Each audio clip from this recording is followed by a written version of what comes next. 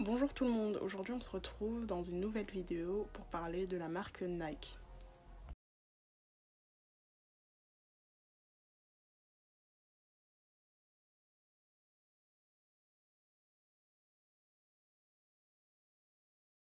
Donc l'idée de cette vidéo m'est venue lorsque je faisais un petit tour sur les réseaux sociaux et que j'ai aperçu le hashtag Nike. Donc j'étais intriguée et je suis allée voir et c'était en fait un appel à boycotter la marque pour les positions qu'elle aurait prises concernant la situation des Ouïghours en Chine. Donc vous pouvez trouver plusieurs vidéos sur le sujet des Ouïghours, donc ce qui se passe là-bas, etc. Mais pour faire un petit résumé en 2-3 phrases, donc les Ouïghours sont un peuple turcophone et à majorité musulman qui habite la région autonome ouïghour du Xinjiang en Chine et en Asie centrale. Donc avec les initiales XUAR. Donc plus d'1 million d'Ouïghours ont été détenus dans des camps de rééducation du Xinjiang depuis 2015 et on parle là d'un ethnocide et d'un génocide ou d'un génocide culturel des Ouïghours puisqu'ils sont traités d'une manière, c'est pas très humain la manière dont ils sont traités là-bas, on appelle ça des camps de rééducation, ils appellent ça des camps de rééducation, mais la situation là-bas est horrible et vraiment la manière dont ils traitent les humains c'est vraiment quelque chose de vraiment triste et horrible à voir. Il y a plein de vidéos sur le sujet, je vous invite vraiment à aller voir, elles sont très très intéressantes. Du coup, ma première réaction à chaud, ça a été que c'est horrible et que je ferais de mon mieux dans le futur pour ne pas acheter leurs produits. Mais des reproches en fait qui étaient faits dans d'autres tweets en fait, avec raison d'ailleurs, qui disaient que les gens qui voulaient boycotter cette marque, et bien ces gens-là allaient continuer à porter leur marque, en fait ce qu'ils avaient acheté précédemment. Et en fait, ça c'est un problème, puisque même si on boycotte en fait leur marque en n'achetant pas les produits directement, on va contribuer à leur visibilité, on va propager leur marque en fait, puisqu'on va toujours porter leurs produits. Enfin, on est des panneaux publicitaires vivants et lorsqu'on porte un sweat Nike, c'est pas au hasard en fait que le logo est en gros et au milieu. Enfin, je veux dire, on va toujours continuer à propager leur marque. Même si on n'achète pas, c'est toujours un problème si on continue à porter. Après, bien évidemment, il y a des gens qui, quand ils parlaient de boycott, c'était vraiment de boycott. C'est-à-dire qu'on arrête d'acheter, mais on arrête aussi de porter leurs vêtements. Donc là, c'est une situation, enfin c'est une solution un peu plus logique, disons. Mais voilà, c'est toujours aussi compliqué. D'autres tweets reprochaient le fait que c'était assez hypocrite de boycotter la marque que maintenant en fait, puisque ça fait des années en fait que les gens reprochent à ces grandes marques tous les dégâts qu'il y a sur l'environnement, que ce soit avec les exportations, donc avec les avions, les bateaux, etc. Toute la pollution que ça peut générer, mais aussi juste la pollution que ça peut causer en fait tout simplement avec les usines, etc. Donc y a des gens qui boycottent ces marques depuis des années et des années pour des raisons écologiques. Après, il y a d'autres personnes en fait qui parlent de l'exploitation des gens qui a lieu en fait, et notamment en Asie, avec ces grandes marques. Donc en disant qu'il y a certains tweets en fait qui disaient que clairement elles exploitent certaines personnes, c'est limite de l'esclavage avec les enfants qui travaillent, etc. Mais en fait, il y a beaucoup de reproches, il y a beaucoup d'appels au boycott, surtout avec les grandes marques. Mais ce qu'il faut savoir, c'est que si on fait 2-3 petites recherches, et notamment sur le site de Nike, en fait on voit que Nike a une réponse à tout, entre guillemets. Par exemple, concernant l'environnement, je cite sur leur site, il est écrit « Transformer les déchets en matières premières pour fabriquer des produits est l'un des principaux leviers que nous utilisons pour réduire nos déchets et notre empreinte carbone mondiale. » Donc voilà, d'après Nike, eux, ils font le maximum en fait pour réduire tout ce qui est pollution, etc. Donc pour eux, ils en font un maximum. Après, concernant l'exploitation humaine, ils se défendent sur leur site en disant qu'ils ont un code de déontologie que tous les fournisseurs sont obligés de respecter en principe. Donc en gros, s'il y a quelque chose qui ne va pas et qui n'est pas très éthique concernant la marque Nike, c'est pas souvent de leur faute. En fait, c'est soit leurs fournisseurs, leurs sous-traitants qui ne respectent pas les codes, les règles imposées par Nike. Et concernant l'environnement, encore une fois, ils ont leur défense. Donc par rapport à ces deux sujets, Nike se défend, ils ont leurs arguments. Mais en même temps, j'ai envie de vous dire, si Nike ne se défendait pas et qu'ils n'avaient pas leurs arguments concernant ces sujets-là, ce serait un peu hypocrite, puisque en fait, ce qu'il faut savoir, c'est que Nike se présente comme étant une marque très ouverte. Et en fait, par exemple, je vous donne 2-3 petits exemples. Par exemple, c'est une marque qui a fait beaucoup de publicité pour défendre la place des femmes dans le sport. En plus de ça, il y a quelques mois, en fait, la marque défendait les droits des femmes qui souhaitaient faire du sport avec le voile, en produisant des hijabs adaptés au sport.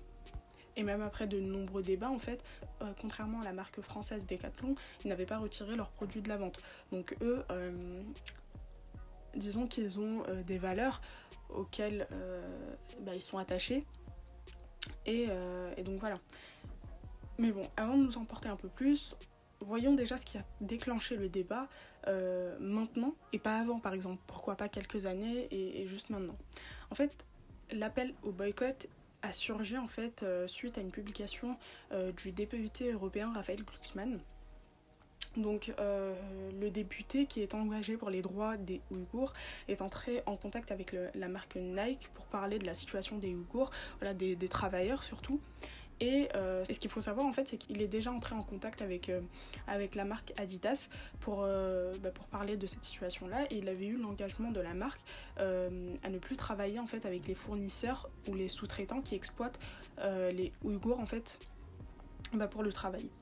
Et par la suite, il avait dit qu'il était entré en contact avec Nike aussi pour faire la même chose.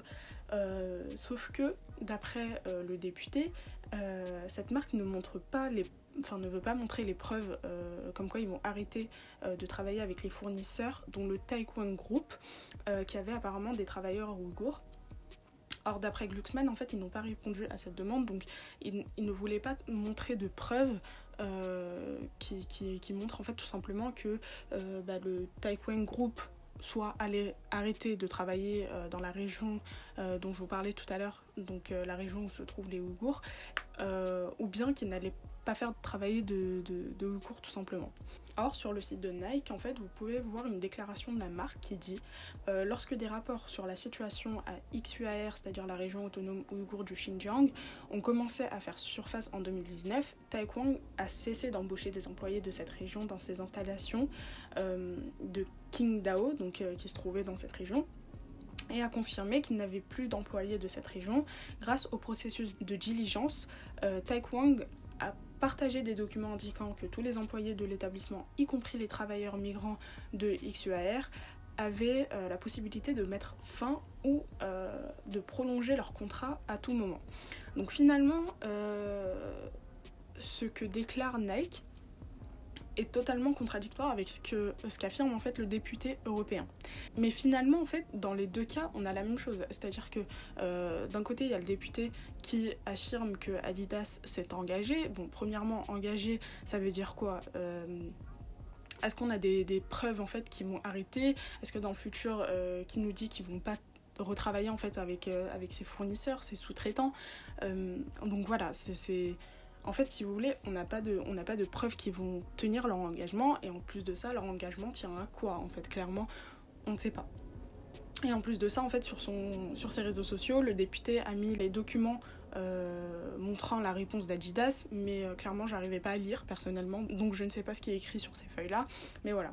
Mais en même temps, je me dis que Nike a fait exactement la même chose, c'est-à-dire que la déclaration est exactement identique, c'est-à-dire qu'ils s'engagent dans leur déclaration à ne plus avoir de contact avec les gens qui obligent les Ouïghours à travailler.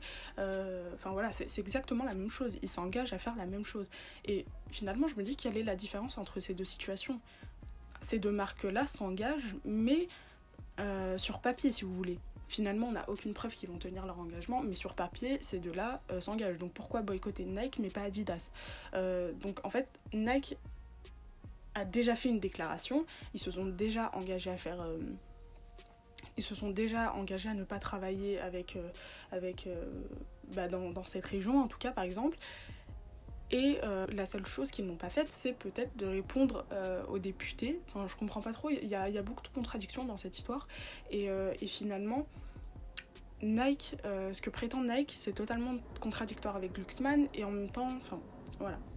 Mais attention, en fait, ce n'est pas la cause que je me permets de remettre en question ici, mais ce sont les dires de Raphaël Glucksmann qui partage d'ailleurs sur son compte les échanges avec les marques, mais clairement on voit pas grand chose comme je vous l'ai dit tout à l'heure, donc bon, on n'a pas vraiment j'ai pas de quoi me baser en fait. Donc en gros, dans ce débat, en fait, on ne peut pas remettre en cause la volonté d'améliorer la situation du peuple ouïghour par Glucksmann, mais en même temps, Nike affirme le contraire de ce qui est dit par le député. Donc dans cette situation, c'est clairement soit on fait confiance à la marque et on se dit à partir du moment où il n'y a pas de preuves qui montrent que cette marque fait travailler par force, bien évidemment, des Ouïghours. Donc tant qu'il n'y a pas de preuves, je continue à consommer ce qui est produit par la marque. Soit on se dit, à partir des doutes, je vais préférer boycotter la marque. Mais boycotter, ça veut bien dire arrêter d'acheter des produits, mais aussi arrêter de propager la marque, bien évidemment. Mais si c'était que Nike le problème, je pense que encore ce serait pas un réel problème. Mais là il s'agit de 83 marques dont Apple, Sony, Zara et plein d'autres qu'on peut voir au quotidien.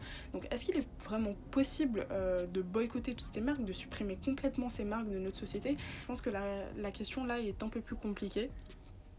Pour les vêtements, je pense que vous pouvez toujours aller dans les friperies, dans les boutiques indépendantes, etc. Mais je pense que pour tout ce qui est électronique, c'est un peu compliqué. Je ne vais pas vous donner de solution, surtout si c'est pour faire la morale et ensuite partager mes meilleures photos que j'ai prises avec mon iPhone. Ce serait totalement hypocrite. Donc voilà pour cette vidéo. En tout cas, faites vos recherches.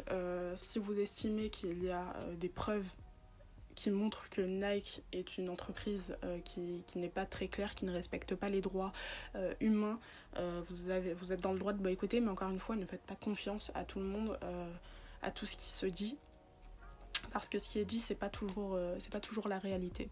Donc voilà, je vais pas m'étaler encore plus. Voilà pour cette vidéo. Moi, je vous dis à la prochaine pour une vidéo. Sur ce, ciao!